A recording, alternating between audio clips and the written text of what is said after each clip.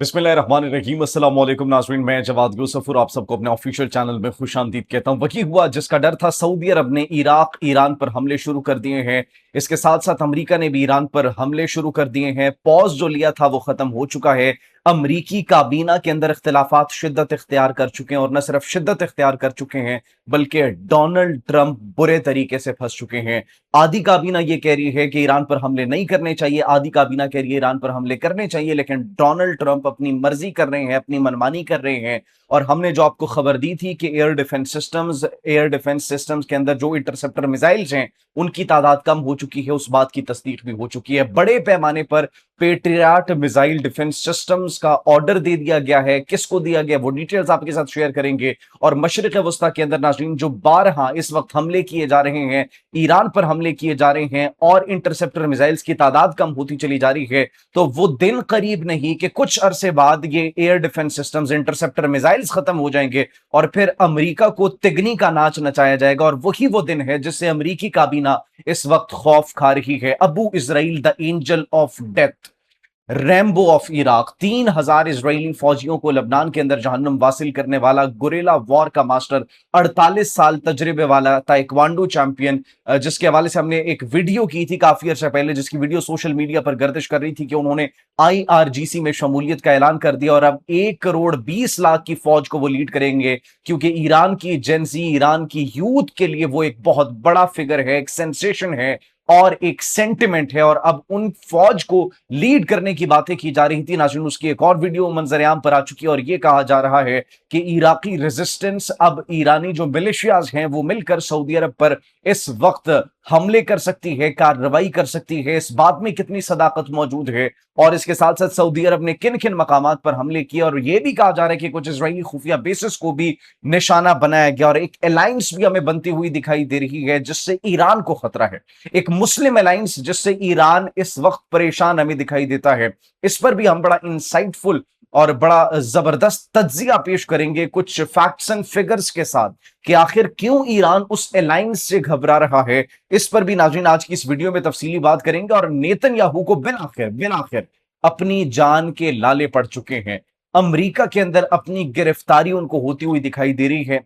New York जाने का फैसला कर रहे हैं। इजराइल से फौजें बुलवाने की बात की जा रही है। एक तरफ ज़ोहरान ममदानी है, दूसरी तरफ नेतन्याहू है। नाज़रीन बड़े पैमाने पर इस वक्त सिचुएशन खराब होती हुई दिखाई दे रही है, क्योंकि नेतन्याहू और ज़ोहरान ममदानी बिल्कुल भी पीछे हटने वाले नहीं। नेतन्याहू कह रहे कि मैं जाकर रहूंगा, मैं अपना दौरा मौखर नहीं करूंगा। ज़ोहरान ममदानी कह चुके हैं you are not welcomed in New York. अब देखना यह है कि वाकई में नेतन्याहू को गिरफ्तार किया जाएगा या फिर नहीं, या फिर अमेरिका के अंदर हमें एक जंगी सिचुएशन, एक जंगी सूरत हाल, एक जंगी माहौल पैदा होता हुआ दिखाई देगा। इस पर भी आज की इस वीडियो में बात करेंगे। लीबिया ने अपनी फोर्सेस तैयार करना शुरू कर दी है, लीबिया ने अपनी फौज तैयार करना शुरू कर दी है। तुर्किया, सऊदी के और इसराइल के माबैनी जो इख्तिलाफात बढ़ रहे हैं, अब उन्होंने अपनी नेवी को तैयार कर दिया ताकि किसी भी अनयूजुअल सिचुएशन को टैकल किया जा सके। मशरिक़ वस्ता की इन तमाम तर खबरों पर आज की इस वीडियो में हम बात करेंगे। सबसे पहले नाज़रीन आपको बताते हैं कि इस वक्त जो सिचुएशन है वो अमेरिका ने हमले कर दिए हैं। अमेरिका ने जजीरों पर हमले किए। अमेरिका ने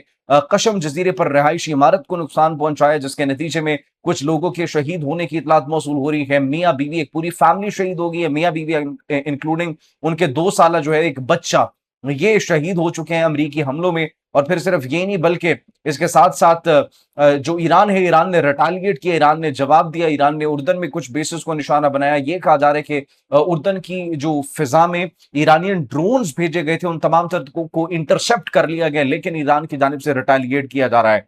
फिर हमने आपको अपनी एक खबर भी दी थी। खबर ये दी थी कि अमेरिका के जो असलहे हैं वो खत्म होना शुरू हो चुके हैं, काफी उनकी कम तादाद मिकदार रह चुकी है। उस बात की भी तस्दीक हो चुकी है। अमरीकी महकमे दिफा पेंटागन ने मारूफ असलहा साज कंपनी जो है लॉकहीड मार्टिन, उनको पेट्रियाट मिसाइल सिस्टम बनाने के ऑर्डर्स जारी कर दिए और $58.6 बिलियन, 58.6 अरब डॉलर के अहकामात जारी किए गए हैं।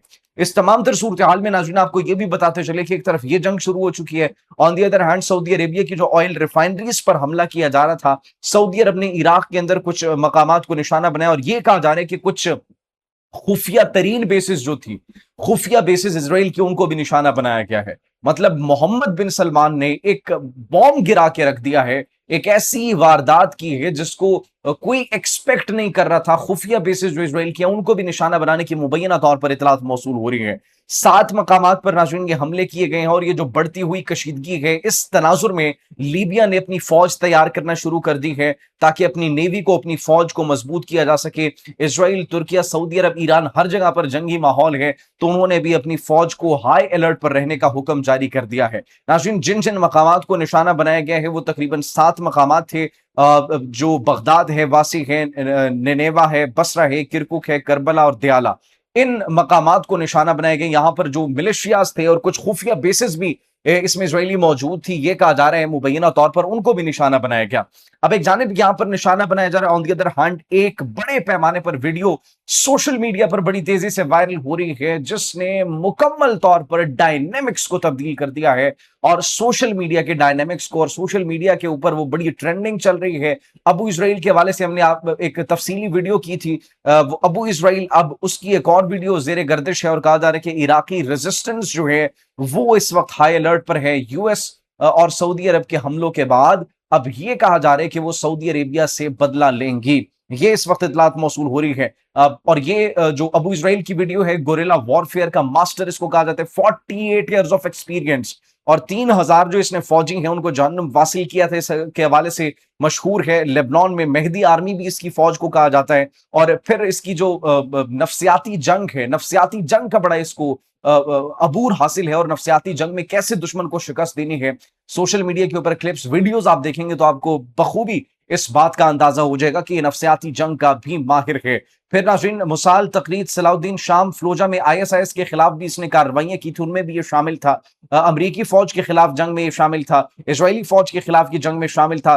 24 न्यूज है फ्रांस का, उनको एक इंटरव्यू ये दे रहा था, तो उसी दौरान एक हमला हो जाता है और फिर ये भागता नहीं है वहां से, बल्कि खुद जाता है, लीड करता है, और 2 मिनट के अंदर अंदर, 2 मिनट के अंदर अंदर जो हमलावर होते हैं उन सबको जहन्नम वासिल करके उनको मार के वापस आकर इंटरव्यू देते हैं। तो इसलिए इसको हैबत और खौफ की एक अलामत भी कहा जाता है।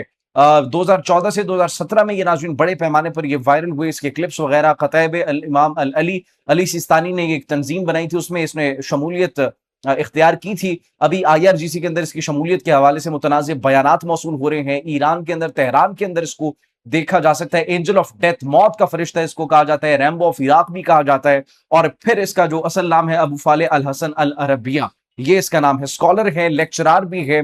तो ये अब कहा जा रहा है कि 12 मिलियन की जो ईरानी फौज थी जिन्होंने रजिस्ट्री करवाई थी उनको लीड करेगा। लेकिन अब ये कहा जा रहा है कि इराक के अंदर जो मिलिशियाज हैं वो इस वक्त ग्राउंड इन्वेजन की तैयारी कर रहे हैं, बदला लेने की बातचीत कर रहे हैं। तो ये अभी डिटेल्स है नाज़रीन। फिर नेतन्याहू को जो जान के लाले पड़ चुके हैं, नेतन्याहू ट्रंप के साथ मुलाकात के वक्त ये कहते हैं कि आइंदा सितंबर में जो भी एक अक़वाम मुत्तहिदा की जनरल असम्बली का जो इजलास होगा उसमें शमूलियत का वो इरादा रखते हैं, उसकी ख्वाहिश का उन्होंने इजहार किया।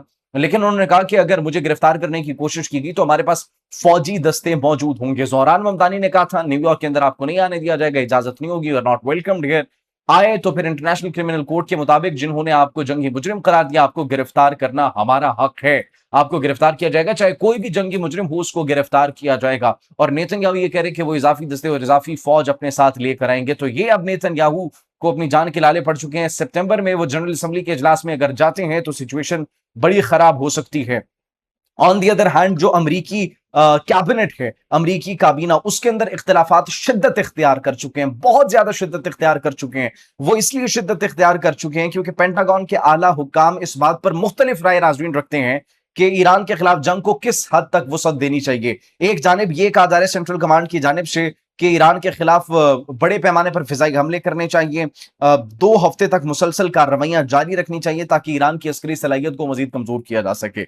दूसरी जानिब जो ज्वाइंट चीफ्स ऑफ स्टाफ के चेयरमैन हैं जनरल डेन केन और अमरीकी वजीर दिफा पीट हेग्सेथ, वो कहते हैं नहीं, हमें मोहतात होकर चलना चाहिए, हमारा असलहा खत्म हो चुका है, और एक मरतबा अगर हमारा असलहा मुकम्मल तौर पर खत्म हो गया तो फिर हम पर कयामत बर्पा कर दी जाएगी, हम पर कयामत आग की बारिश की जाएगी, और हमारा फिर बचना मिडल ईस्ट के अंदर, मशरिक वस्ता के अंदर ये पॉसिबल नहीं हो सकेगा, हमारा एक भी फौजी नहीं बच सकेगा। इसीलिए नाज़रीन ये इस वक्त इख्तिलाफात हमें दिखाई दे रहे हैं। आखिरी खबर हमने आपको बताया कि एक सुन्नी अलायंस, एक मुस्लिम अलायंस बनता हुआ दिखाई दे रहा है जिससे ईरान को खतरा है। ईरान को दिल ही दिल में है कि उनकी जो डोमिनेंसी है, उन्होंने जो अपना ये एक असर और रसूख कायम किया, शायद वो ना कम हो जाए। मुख्तलिफ तज्जियाकार मुबसरीन इस बात पर बहस कर रहे हैं। इसराइल को भी इस बात का एक खतरा था कि एक सुन्नी अलायंस बन सकता है, पाकिस्तान, सऊदी अरब, तुर्किया तुर्किया ये बहुत बड़ी एक डील होने वाली है और आने वाले 24 से 48 घंटों में नाज़रीन ये डील आ जाएगी।